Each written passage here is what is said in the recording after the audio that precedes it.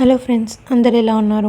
ఈరోజు మనం సంక్రాంతి స్పెషల్ నువ్వుల లడ్డూలు ఎలా చేసుకుందామో చూద్దాం. ఎంతో సింపుల్గా కేవలం 20 నిమిషాల్లో ఈ నువ్వుల లడ్డూలు ఎలా చేసుకోవాలో చూద్దాం.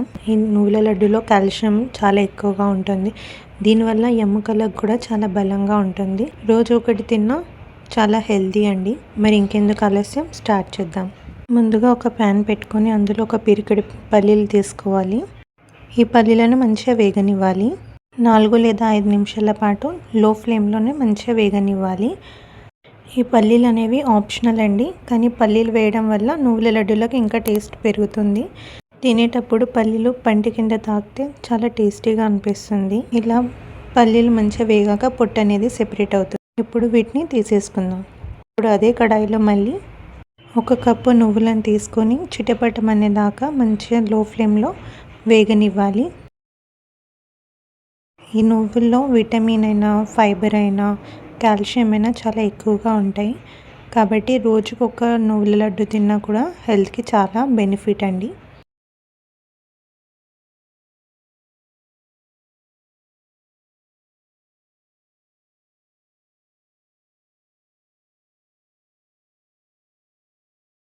ఇలా నువ్వులు చిటపటలాడుతున్నప్పుడు గ్యాస్ ఆఫ్ చేసుకొని తీసేసుకుందాం. ఇప్పుడు ఇంకొక గిన్నె పెట్టుకోవాలి. గిన్నెలో 1 స్పూన్ దాకా నెయ్యి వేసుకోవాలి. నెయ్యి కరిగాక అందులో 2 లేదా 3 స్పూన్లు వాటర్ వేసుకుందాం. అలాగే ఇందులో తురుముకున్న బెల్లాన్ని 1 కప్పు వేసుకుందాం. 1 కప్పు తీసుకున్నాం కాబట్టి 1 కప్పు బెల్లం పడుతుంది.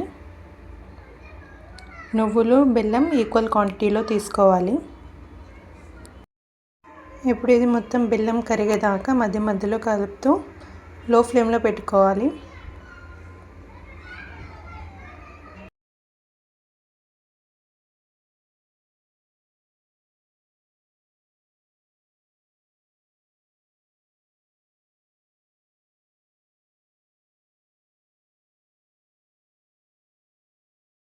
ఇలా బెల్లం అంతా కరిగాక మంచి టేస్ట్ గురించి కొంచెం ఇలాచీ పౌడర్ వేసుకుందాం.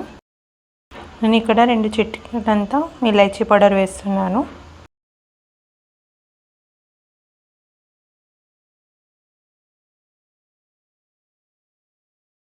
ఇలా ఈ కన్సిస్టెన్సీ వచ్చాక ఒకసారి చెక్ చేసుకుందాం. బెల్లం మరి ముద్ర పాకం కాకుండా చూసుకోవాలి.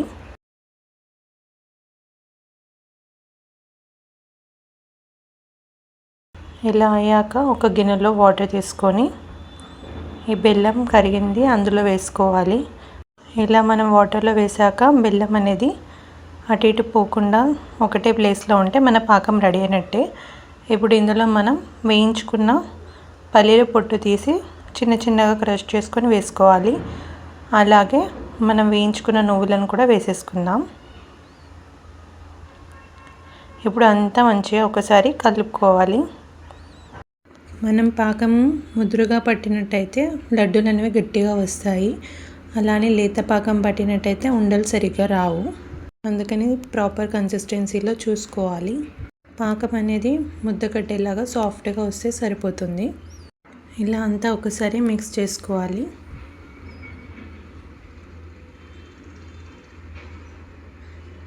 ఇలా అంతా మిక్స్ అయ్యాక స్టవ్ ఆఫ్ చేసుకొని మనం దీన్ని కొద్దిసేపు పక్కకు పెట్టేసుకుందాం. దీన్ని మరీ చల్లగా కానివ్వద్దు. గోరువెచ్చగా ఉన్నప్పుడే మనం లడ్డూలాగా ఉండలు చేసేసుకోవాలి. చల్లారితే ఉండలు కట్టడం కష్టంగా ఉంటుంది. ఇప్పుడు ఇదంతా ఒక ప్లేట్లోకి ట్రాన్స్ఫర్ చేసుకొని చేతికి వాటర్ లేదా నెయ్యి అప్లై చేసుకోవాలి. ఎందుకంటే ఈ మిశ్రమం వేడిగా ఉండేసరికి బెల్లం అనేది మన చేతికి అతుక్కొని కొంచెం కాలినట్టు అవుతుంది. అందుకని వాటర్ లేదా నెయ్యి పెట్టుకుంటే మనకి ఈజీగా ఉండలు చుట్టుకోవడానికి వస్తుంది. సో ఇలా కొంచెం కొంచెం మీకు కావాల్సినంత సైజులో ఆ లడ్డు మిశ్రమం తీసుకొని ఒక్కొక్కటిగా ఇలా ఉండలు చుట్టుకోవాలి. మీరు ఇలా ఉండలు చుడుతున్నప్పుడు అవి లడ్డు షేప్లో ప్రాపర్గా రాలేదంటే మీ పానకం ఇంకా పర్ఫెక్ట్ కన్సిస్టెన్సీలో రానట్టు. అలాంటి టైంలో కొంచెం సేపు ఇంకా మనం గ్యాస్ పైన పెట్టుకున్నట్టయితే అది పాకం గట్టి పడుతుంది. చాలామందికి వచ్చే డౌట్ ఏంటి అంటే లడ్డూలను మనం వాటర్ అప్లై చేస్తే త్వరగా పాడవుతాయి కావచ్చని. కానీ మనం ఇవి లడ్డూలన్నీ చేయడం అయ్యాక కాసేపు గాలికి ఆరబెడితే లడ్డూలు అనేవి చాలా డేస్ దాకా మంచిగా ఉంటాయి. మనం లడ్డూలు చేస్తున్నప్పుడు ఆ లడ్డూల మిశ్రమం అనేది ఎండిపోయినట్టు అయినట్టయితే మళ్ళీ మీరు అది ప్యాన్లోకి వేసి కొంచెం వేడి చేశారంటే బెల్లం కరిగి మళ్ళీ అది లడ్డూల కన్సిస్టెన్సీలోకి వచ్చేస్తుంది. మళ్ళీ లడ్డూలు చుట్టుకోవచ్చు. అంతే అండి, ఎంతో ఈజీ అండ్ హెల్దీ నువ్వుల లడ్డూలు ఈ సంక్రాంతికి మీరు కూడా చేసుకోండి. ఇవి చలికాలంలో కూడా చాలా హెల్త్ బెనిఫిట్స్ ఉంటాయి. మీరు కూడా ఇంట్లో చేసుకొని మీ పిల్లలకి, పెద్దలకి అందరికీ ఇచ్చి ఎంజాయ్ చేయండి. Thank you for watching.